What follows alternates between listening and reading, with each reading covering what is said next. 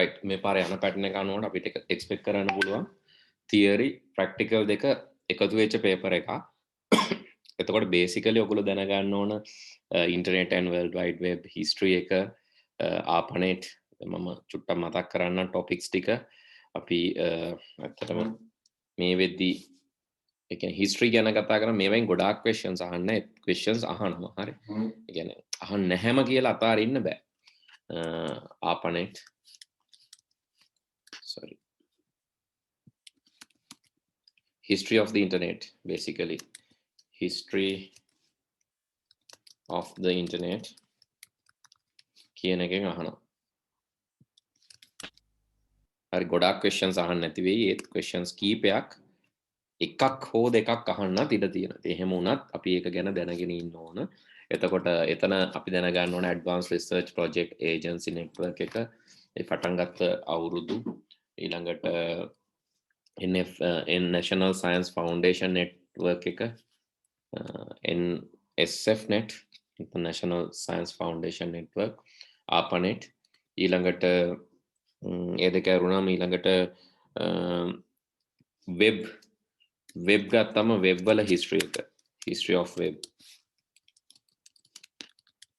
එතකොට අපි ඇත්තටම web 1 web 2 සහ web 3 concepts දැනගන්න ඕන. ඉතින් web 1 web 2 වලට මතක නම් web 1 කියන්නේ static web කියලා කියන්නේ ඒකෙදි information presentation විතරයි. තොරතුරු ලබා දීම පමණයි. දැන් මම හිතන්නේ මිස් කියන්නේ නැති මම කරනවා කිව්වේ අද quick revision එකක්. ඉක්මනට syllabus එකේ content එක revise කරන එක තමයි මම කිව්වේ කරනවා කියලා. මුළු දේවල් ටික. එතකොට ඔයගොල්ලන්ට ආපහු මොනවා හරි මිස් වෙලා තියෙනවා නම් අල්ල ගන්න පුළුවන්. හරි ඊළඟට history of the web 1 web 2 web 3 web 1 web 2 අතර වෙනස web 1 කියන්නේ static web information presentation විතරයි. web 2 කිව්වම dynamic web information presentation වලට අමතරව users ලගෙන් feedback එකක් ගන්න මට්ටමකට ගිහිල්ලා තියෙනවා web 2 concept. ඊළඟට web 3 කියලා කිව්වම ඒක අපි කියනවා responsive web the user feedback එකක් තියෙනවා. ඒ වගේම ඒ device එකට environment එකට අනුව එයාට automatically හැඩ ගැහෙන්න පුළුවන්. mobile phone එක නම් ඒ විදිහට laptop එක නම් ඒ විදිහට tab එක නම් ඒ විදිහට. ඒතර web 3 concepts වලට එනකම්ම ඒ වගේම HTML5 එන්නේ web 3 වලදී. HTML5 ගත්තම ඒක programmable. සාමාන්‍ය HTML hypertext markup language කියන්නේ අපි කියන්නේ markup family කියලා. markup family විතරයි. markup family එකට programming බෑ. ඒත් HTML5 ගත්තම වෙනසක් තියෙනවා. markup family එකේ programming යම්කිසි ප්‍රමාණයක් කියන්නේ 100%ක් නෙවෙයි යම්කිසි ප්‍රමාණයක් programming concepts support කරනවා. පොඩ්ඩක් පොඩි programs ටිකක් iterations අරන් මේවා ඒ වගේ දේවල් ටිකක්. එතකොට controllers ටිකක් advanced. හරි. අනිත් DTD එකක් refer කරන්නේ නැතුව එන්නේ. ඉතින් ඒ වගේ විශේෂත්වයක් තියෙනවා HTML වලත් history දැනගන්න ඕන. එතකොට HTML standard generalized markup language SGML වලින් පටන් අරගෙන HTML කොහොමද හැදුනේ කියලා. ඒ වගේම XHTML කියන්නේ මොකක්ද? XML and HTML දෙක එකතු වෙලා හැදිච්ච XHTML හේතුව HTML දැන් මේවයි හේතුත් දැනගන්න. HTML වල අපිට තිබ්බ ප්‍රශ්නයක් rules regulations තිබ්බේ නැහැ හොඳට. ඉතින් ඒ හින්දා XML වල තියෙන rules regulations අරගෙන XML කියන්නේ ඇත්තට මොකක්ද? What is XML? Yes? මතකයි නේද? data passing වලට පාවිච්චි කරන අපි කියනවා extensible markup language. මම චූටක් connection එක වෙනස් කරනවා. ඔයගොල්ලෝ පොඩ්ඩක් බලන්න මේ පොඩි drop එකක් එයි. ඉන්න.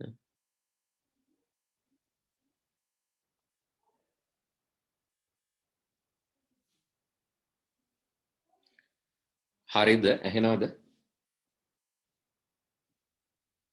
clear නැද්ද?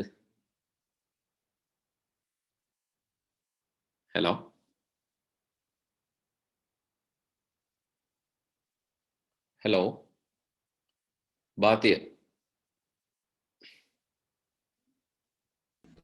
clear නේද සර්? හරි නේද? දැන් shape නේ දැන් හරි සර්. Okay. එතකොට SGML XML කියන්නේත් SGML ෆැමිලි එකෙන්ම තමයි පටන් ගන්නෙ. XML වගේම parallelly පටන් ගන්න තව එකක් තමයි XML කියන extensible markup language. අපිට ඕන විදිහේ language එකක් හදාගන්න හැදිච්ච එකක්. හැබැයි ඒකේ rules and regulations තියෙනවා. data type definition එකක් තියෙනවා, නැත්නම් schema එකක් තියෙනවා. ඒක standard HTML වගේ අර HTML වල තිබ්බ ප්‍රශ්නේ browser wo එක. browser wo එක කියලා කියන්නේ browsers ඒගොල්ලන්ට කැමති tags අඳුන්වලා දෙන්න පටන් ගත්තා. දැන් blink වගේ tag එකක්. blink tag එකෙන් අපි ඉගෙන ගන්න නැහැ blink tag එක. blink tag එකෙන් සාමාන්‍ය internet explorer වල පාවිච්චි කරාම text එකක් blink වෙනවා. පේනවා appear වෙනවා disappear වෙනවා. appear වෙනවා disappear වෙනවා විදිහට blink වෙනවා. ඉතින් ඒ වගේ browser wo එකේ හින්දා browsers පටන් ගත්ත එක එක tags අඳුන්වලා දෙන්න. ඉතින් ඒක අනිත් එක ස්ටෑන්ඩඩ් නැති වුණා. browsers දැන් ඕනම කෙනෙක් මේ කැමතිනේ ලස්සනට වෙබ් පේජ් එක පෙන්නනවට. ඉතින් එතකොට HTML වල errors තිබ්බත් browser එකෙන් ඒවා හදලා පෙන්වන්න ගත්තා. HTML වල errors තියෙද්දි browser එකෙන් මොකද කරේ? ඒ errors fix කරලා අවුලක් නැති වෙන විදිහට කියන opening tag එක තියෙනවා closing tag එක නැහැ. ඒ browser එක auto ඒක closing tag එක assume කරනවා. ඒ වගේ හරිම non standard විදිහකට යන්න පටන් ගත්ත හින්දා තමා XML HTML එකත් එක්ක merge කරලා XHTML කියන එක හැදුවේ. ඉතින් XHTML හදලා එහෙම අරන් යනකොටත් ආපහු styling ගත්තම styling වලදීත් එක එක styles හඳුන්වලා දෙන්න පටන් ගත්තා. HTML අලුත් tags අලුත් attributes අලුත් ඒවා. ඉතින් ඕක නවත්තන්න styling කියන එක separately W3C හඳුන්වලා දුන්නා. styling separately CSS හරහා cascading style sheets කියන එක හරහා ඒක W3C standard එකක් විදිහට. මොකද්ද W3C කියලා කියන්නේ? Yes, what is W3C? World Wide Web Consortium. World Wide Web Consortium. ඒගොල්ලෝ තමයි web standard හදන්නේ. World Wide Web Consortium. එතකොට ඊළඟට මොකද්ද ICANN කියන්නේ? ඒගොල්ලෝ මොකද කරන්නේ? මොකද්ද IETF කියන්නේ? ඒගොල්ලෝ මොකද කරන්නේ? W3C, ICANN, IETF. W3C hari World Wide Web Consortium. ICANN මතකද? මතක තියාගන්න ඕන. Internet Corporation for Assigned Names and Numbers. Internet Corporation for Assigned Names and Numbers. තමා ICANN කියලා කියන්නේ. ICANN ලා තමා domain name ලබා දෙන factory. domain name සහ IP addresses, public IP address, domain name ඒගොල්ලෝ හරහා තමා ඒක manage කරන්නේ. හැබැයි ඒගොල්ලෝ directly ඒක දෙන්නේ නැහැ. domain name resellers ලා හරහා. domain name resellers ලා හරහා සහ internet service providers ලා හරහා IPs assign කරන එක, domain name resellers ලා හරහා domains assign කරන එක. ඒ විදිහට තමයි ඒගොල්ලෝ directly sales වල involve වෙන්නේ නැහැ. හැබැයි ඒගොල්ලෝ තමයි corporation එක. So all හැම domain එකේම ICANN එකට fee එකක් යන්න ඕන. ICANN fee එකක් කියලා එකක් තියෙනවා. Internet Corporation for Assigned Names and Numbers. IETF. මොකද්ද IETF කියලා කියන්නේ? උපේක්ෂා IETF මතක තියෙන්න ඕන. දැන් මේ වගේ දේවල් සමහරට මේ චූටි දේවල් මේ හැබැයි එක්සෑම් ලඟ වෙලා මතක තියෙන්න ඕන ඒවා. Internet Engineering Task Force. Internet කියන්නේ කාටවත් අයිති එකක් නෙවෙයි. ඉන්ටර්නෙට් කියන්නේ පබ්ලික් එකක් කියලා අපි දන්නවා. පබ්ලික් පොදු ජනතාවට අයිති වෙන්නේ. ඒ පොදු ජනතාවට අයිති වුණාට ඉන්ටර්නෙට් එකේ ඉන්ෆ්‍රාස්ට්‍රක්චර් එක මේන්ටේන් කරන්න ටීම් එකක් ඉන්න ඕන. මොකද එහෙම පොදු ජනයාට අයිති කියලා නිකන් තිබ්බොත් අර නිකම්ම තියනවා. දැන් අපි හිතමු ලංගම. ඒක පොදු ප්‍රවාහණය කියලා නිකම්ම තියනවා. කවුරුත් ඒක මේන්ටේන් කරන්නේ නැහැ. එහෙම වුණොත් ඉතින් ඒවා මේ මොකද අභාවයට යනවනේ. එහෙම නොවෙන්න වෙනමම තියෙන ඉන්ටර්නෙට් මේන්ටේන් කරන්න, ඉන්ටර්නෙට් සර්විස් ප්‍රොවයිඩ් කරන්න, ISP ලට ඉන්ටර්නෙට් සර්විස් එක බෙදලා දෙන්න. එතකොට CMEV වගේ කේබල්ස් මේන්ටේන් කරන්න. මොකද්ද CMEV? CMEV මේ වචන එන ඉන්ටර්නෙට් හිස්ටරි එකේ වගේම ඉන්ටර්නෙට් ඉන්ෆ්‍රාස්ට්‍රක්චර් ගැන කතා කරද්දී දැනගන්න ඕනේ ඒවා. W3C World Wide Web Consortium, ICANN, Internet Corporation for Assigned Names and Numbers. ඒගොල්ලෝ තමයි domain name and IP address distribute කරන්න. IETF Internet Engineering Task Force internet බලා ගන්න කට්ටිය. CMEV ඒගොල්ලෝ යටතේ නඩත්තු වෙන එක කේබල් එකක් තමයි CMEV කියන්නේ. CMEV කනෙක්ට් කරනවා South East Asia Middle East Western Europe. තව කේබල් ගොඩක් තියෙනවා. CMEV වලට අමතරව තව backbone cables කියලා කියනවා. fiber optic backbone cables. fiber optic backbone cables වලින් තමයි internet ලෝකයට ප්‍රධාන හොඳුනාරටි කියලා කියන backbone එකක් නේ backbone එකක් වගේ ඒවා තමයි ප්‍රධාන distribution methodologies. හැබැයි satellite internet උත් තියෙනවා. satellite internet කියන්නේ එච්චරම දැන් සලකන විදිහට ලොකු fast media එකක් නෙවෙයි කියලාත් හිතනවා fiberත් එක ගත්තම මොකද fiber වල ආලෝකයේ වේගෙන් යවන්න පුළුවන්. හැබැයි ඉස්සරහට wireless technology තව දියුණු වෙනවා. මේ එකක් විතරයි. wire technology සමහරට wireless light transmission කියන එක ඉස්සරහට එයි. දැනට ඉතින් ඒවා research මට්ටමේ තියෙන දේවල්. wireless electricity කියන එක හොයාගෙන තියෙනවා. Tesla නේද? එතකොට ඒ වගේම wireless light transmission උත් එන්න පුළුවන් ඉස්සරහට. දැනට තියෙන wireless radio wave transmission. හරි CMEV කියන්නේ main backbone cable එක. තව cables ගොඩක් තියෙනවා. හරි. තව කේබල් ගොඩක් තියෙනවා CMEV වලට අමතරව. ඔයගොල්ලන්ට පුළුවන් නම් පොඩක් හොයලා බලන්න මොනවාද CMEV වලට අමතරව තියෙන අනිකුත් backbones. ඒවා mainly අහන්නේ මේ අපිට ඉන්ටර්නෙට් එන එක තමයි අහන්නේ ගොඩක් වෙලා. Okay, අපේ domain name reseller කවුද? Yes. අපේ domain name reseller කවුද? ලංකාවේ. LK domain එක handle කරන්න කවුද? බාතිය? ඇහෙනව නේද? hello? ඇහෙනවා සර්. ඇහෙනවනේ. මතක නැහැ. අපේ domain name එක handle කරන්නේ UOM University of Moratuwa. තමා LK domain registry handle කරන්නේ. මේ වගේ fact වලින් අහන්න බෑ. මේකයි මට තියෙන ඇත්තටම තිබ්බ ප්‍රශ්නේ මේකයි. දැන් advanced concept අපි කරා වගේ නෙවෙයි. Node.js අරවයි මේවයි ඒවට වැඩිය මේවයෙන් common ප්‍රශ්න අහනවා. ඒ හින්දා මේ facts අමතක කරන්නේ නැතුව යන්න. හරි. UOM University of Moratuwa LK domain registry handle කරන්නේ ඒගොල්ලෝ. lankawe.lk. ඊට පස්සේ domains ගත්තම domains උත් තියෙනවා. දැන් ඊට කලින් අපි තව චුට්ටක් කතා කරලා ඉන්න ඕන දේවල් ටිකක් තියෙනවා. CMEV, IETF, ICANN, W3C ඔය තමයි terminologies විදිහට අපිට අහන්න පුළුවන් දේවල්. ඉන්ටර්නෙට් concepts වලදී. හරි. ඊළඟට එතනින් එහාට ගිහිල්ලා හරි. අපිට මෙන්න මේ වගේ හරි ඉන්ටර්නෙට් සහ ඉන්ටර්නෙට් වල සේවා ඉන්ටර්නෙට් වල තියෙන ආකිටෙක්චර්ස් ඉන්ටර්නෙට් වල තියෙන ආකිටෙක්චර්ස් දෙකක් මේක බලන්න නැතුව කියන්නේ ඉන්ටර්නෙට් ආකිටෙක්චර්ස් දෙකක්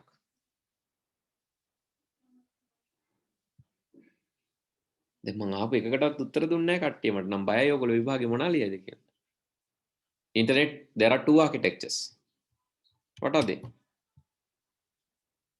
can you remember client server architecture and peer to peer architecture මතකද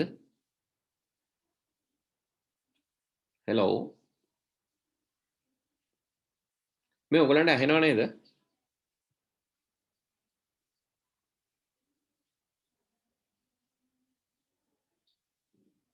හසිත ඇහෙනවද මම කියන එක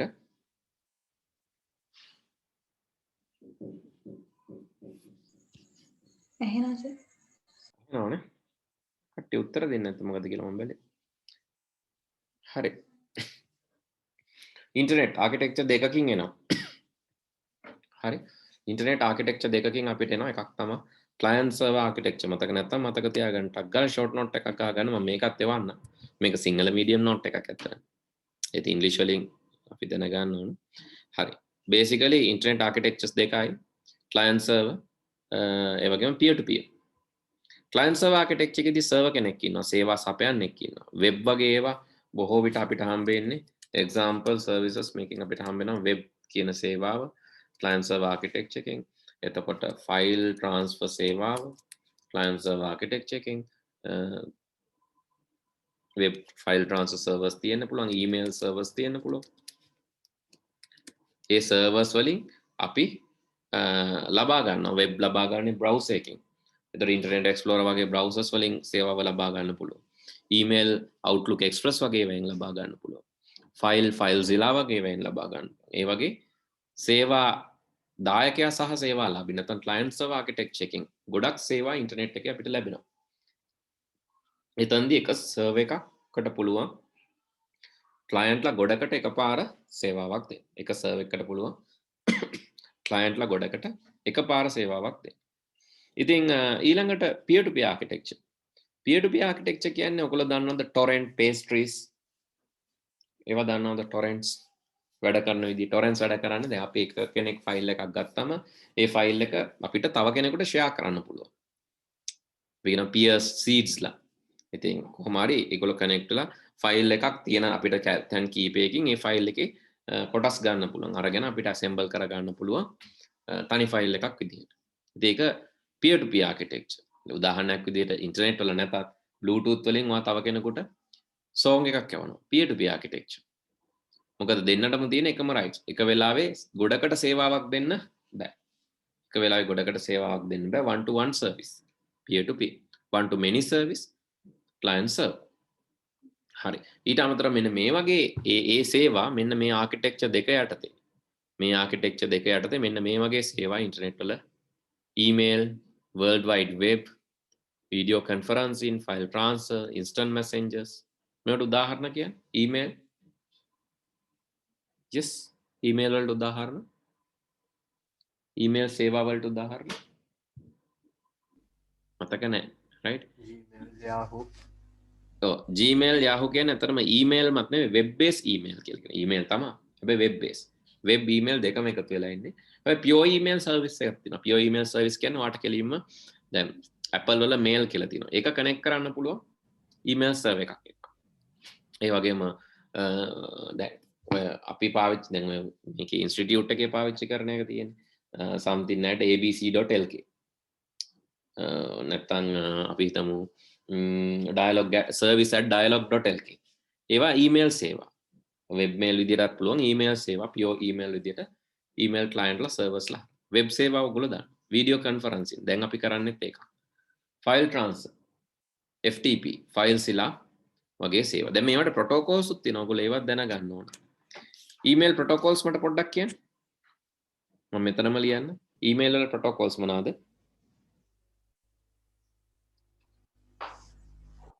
මතක නැද්ද? protocol එකක් කියන්නේ මොකක්ද? මෙතන අපි protocol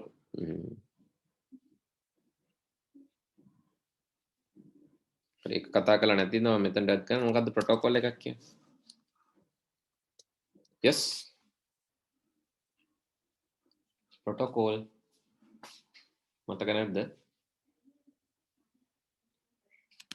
a set of rules for networked communication. මම දැන් කියපේව පොඩ්ඩක් ආපහු මතක් කරගන්න. a set of rules for network communication. network communication එකේදී අපි follow කරන නීතිමාලාවක්. එතකොට protocol එකක් කියන්නේ ඒකයි. අපි කොහොමද අපි දැන් අපි හිතමු අපිට Google server එකෙන් අපේ mobile phone එකට දත්ත එවනවා. Google server එක fast. ඒක millions instructions process කරන්න පුළුවන්. multi millions. but අපේ phone එක slow. ඉතින් අපේ slow phone එකට එච්චර වේගෙන් ගන්න බෑ. එහෙනම් Google සහ අපේ phone එක agree වෙන්න ඕන set of rules මොන හරි rule set එකක් එක්ක. මේ විදිහට තමයි data එවන්නේ. මෙන්න මේ size එකෙන් තමයි data එවන්නේ. ඒ වගේ agree වෙන rule set එකක් communication වලදී අපි කියන protocol එකක් කියන. හරි. ඉතින් මට පොඩ්ඩක් කියන්න බලන්න මේ මොනවාද web වල protocols ඒව නම් ඔයාලා දන්නවා. web protocols මොනවාද? HTTP hypertext transfer protocol. Hi. Hypertext transfer protocol secure version. Make encrypted. Encrypted කියලා කියන්නේ මේක plain text. Hypertext transfer protocol plain text. ඒ කියන්නේ text එකක් විදිහට තමයි ඉන්ටර්නෙට් එකේ message එක යන්නේ. ඕන කෙනෙක් අතරමැදින් පැනලා කියෙව්වොත් එයාට කියවලා බලන්න පුළුවන්. කියවලා තේරුම් ගන්න පුළුවන් HTTP message එක. හේතුව plain text එකක්. හරි. ඉතින් plain text එකක් විදිහට යද්දී ඕන කෙනෙකුට අතරමැදින් කියවන්න පුළුවන්. ඉතින් ඒ වගේ secure නැහැ. දැන් හරියට මේක නිකන් post card එකක් යවනවා වගේ. HTTP කියන්නේ post card එකක්. ඔය post card එක යන කෙනාම දකින්න හැමෝම දකිනවා මේකේ තියෙන්නේ මේකයි කියලා. post card එක. හැබැයි HTTPS කියන්නේ envelope එකක් වගේ. envelope එක දාලා යවන letter එකක් වගේ. ඒ envelope එක කඩනකම් ඒ අදාළ පාර්ශවයේ envelope එක කඩලා බලනකම් ඇතුලේ තියෙන්නේ මොනවද කියලා දන්නේ නැහැ. එතකොට මේක post card එකක් වගේ මේක envelope එකක් වගේ. enveloped letter එකක් වගේ. හරි ඔය දෙක තමයි main difference එක. එතකොට තව මොනවාද? file වල protocol මොනවාද? file transfer protocol මොනවාද? email protocol මොනවාද? remote access protocol මොනවාද? ඕවා ඔයාලා දැනගන්න ඕන. file transfer protocol මොකද්ද? ඒ නමින්ම තියෙන්නේ file transfer protocol FTP tribal file transfer protocol secure file transfer protocol or email හටරි කියන්න පුළුවන් මොනවද email protocols email yes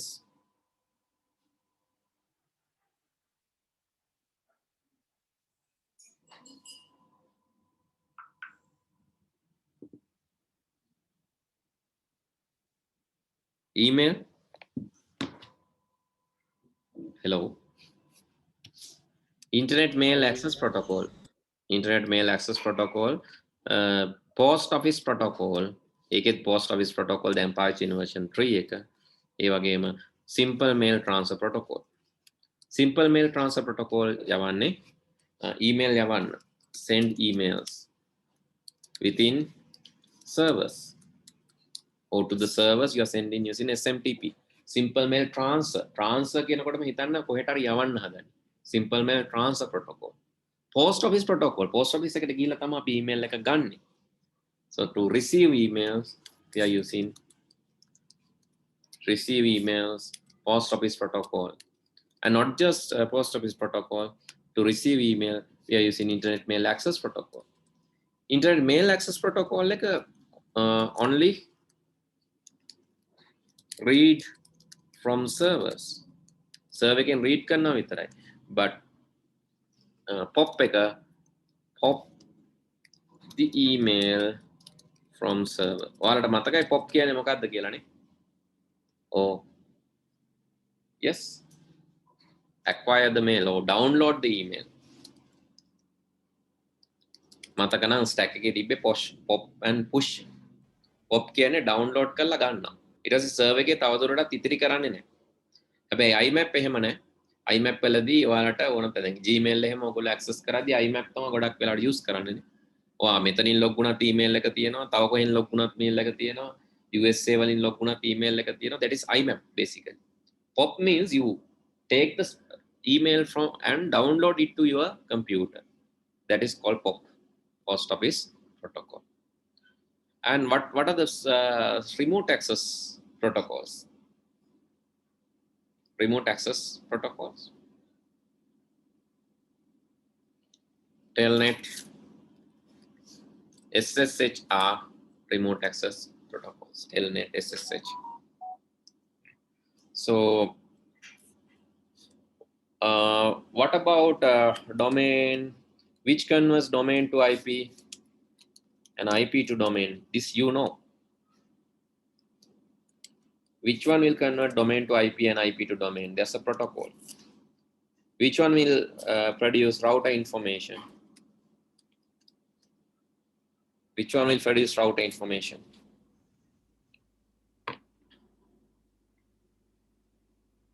yes hello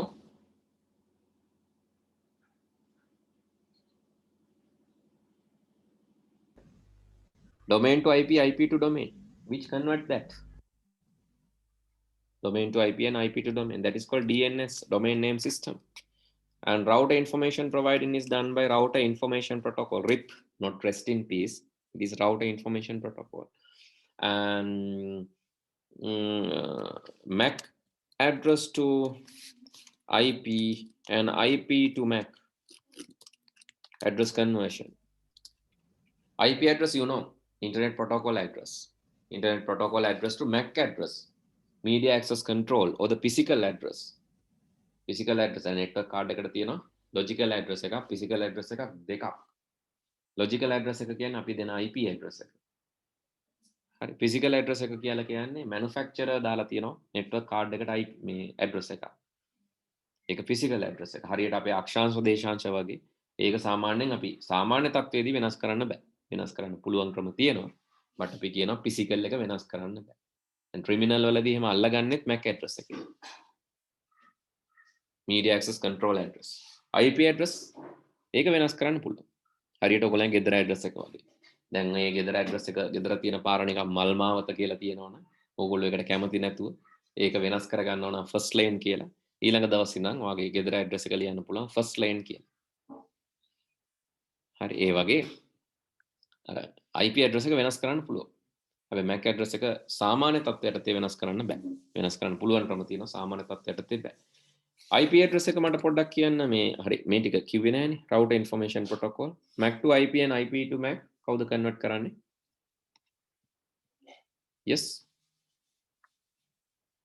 no idea වෙලාවට මම මේක discussion එක දැම්මේනේ නැත්නම් මොනවා වෙයිද දන්නේ right MAC to IP IP to MAC conversion address resolution protocol and reverse address resolution protocol address resolution protocol and reverse address resolution protocol ඉස්සල්ලාම දැන් okay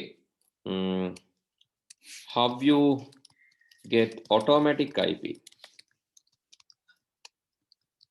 from router or server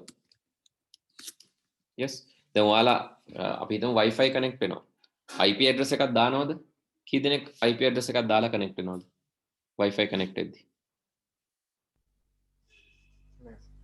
දන්නේ එතකොට automatically IP address එකක් එනවා කවුද IP address එක දෙන්නේ what is the protocol used there to give the IP address yes what is the protocol used to give this IP address that is called dynamic host configuration protocol DHCP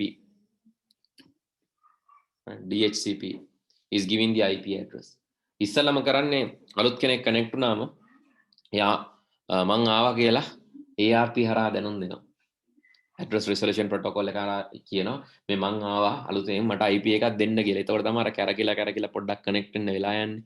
connect වෙනකොට. ඒතකොට මං ආවා මට IP එකක් දෙන්න කියලා ARP එක ඉල්ලවම DHCP dynamic host configuration protocol තමයි මෙන්න මේ IP එක මට දෙන්න පුළුවන් අනිත් අය අනිත් IP පාවිච්චි කරනවා. මේක ඔයා තියාගන්න කියලා එතකොට ඒ IP එක තමයි අපිට ලැබෙන්නේ. ඔයාලගේ command prompt එකේ type කරොත් ඔයාලගේ command prompt එකේ මෙන්න මෙහෙම type කරොත් arp-a කියලා command line එකේ type කරොත් ඔයාලට බලා ගන්න පුළුවන්. ඔයාලා දන්න අඳුරන මේ පැත්තේ තියෙන MAC addresses මේ පැත්තේ තියෙන IP addresses. දැන් මේ තියෙන මගේ router interface එක. router interface එකේ IP එක MAC එක. MAC address එක. එතකොට මගේ කම්පියුටර් එකේ මම බලමු if config Windows වල නම් IP config මගේ කම්පියුටර් එකේ IP address එක 103 192.168.103 8.103 වෙන මගේ කම්පියුටර් එකේ MAC address එක මේ විදිහට ගන්න පුළුවන්. හරි. ඊට අමතරව මේකට කනෙක්ට් වෙලා ඉන්න අනිත් කනෙක්ට් වුණ සහ කනෙක්ට් වෙලා ඉන්න recently connect වෙච්ච අනිත් අයගේ router information ARP sorry not router information address resolution protocol එකෙන් ගන්න පුළුවන්. Hari, these are very important things, theoretical, but can be asked. Okay, can you tell me how many bits how many bits in IP version 4? How many bits in IP version 6? How many bits in MAC address?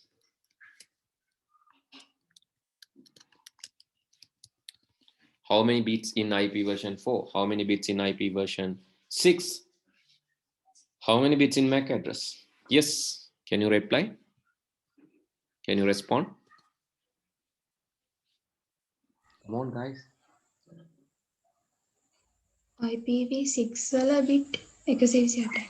This is your type. IPv4. 4 වල 32. MAC 32යි. it's 48. So please remember these things. Ranges.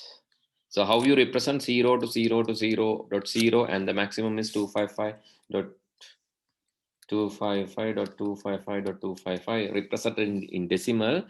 But you know the binary minimum will be 000000000.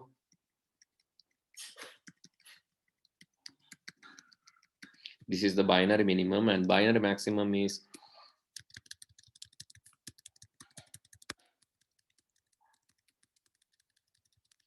this is the binary maximum. It's between 0 to 255. Then it is a valid IP. ඒ වගේ ඒවා අහන්න පුළුවන්. valid IP එකක් නම් මොන range එකේද? 0.255 අතර වෙන්න ඕන.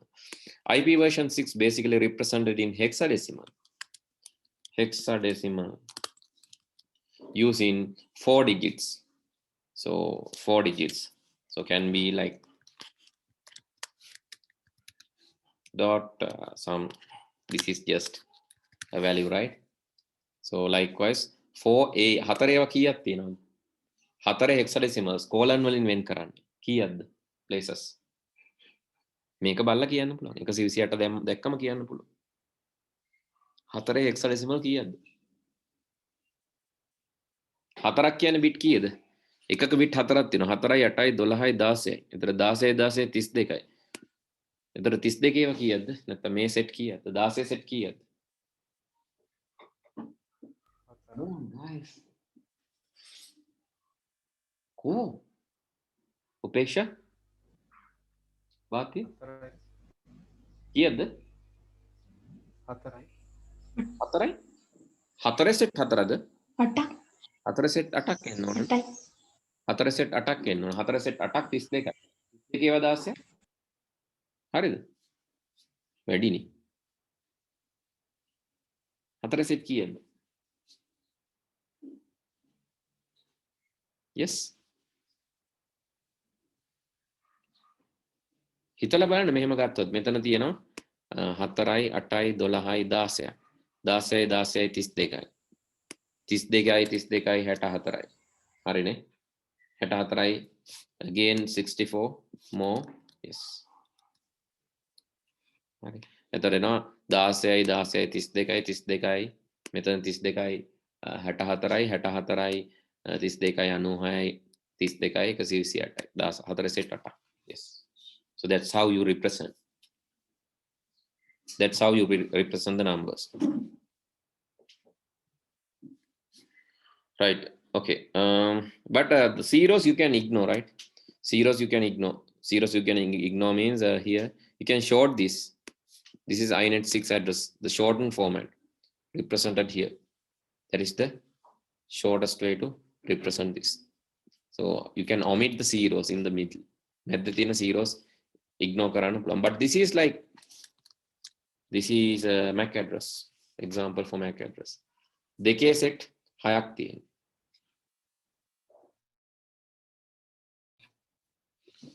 Okay. Right. So please take a screenshot or just remember this.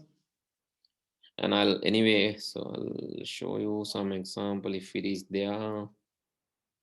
Yes, this one.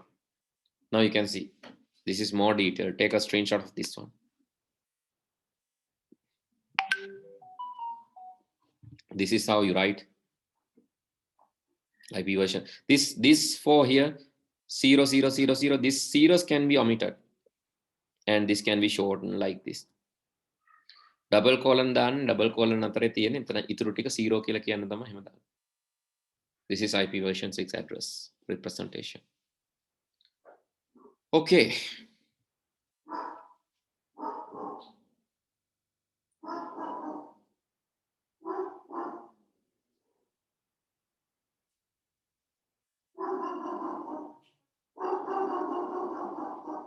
Finish. Okay, now you will be disconnected because of this time limit, but reconnect to the same, right? Make it a my connect in. Just give me 1 minute.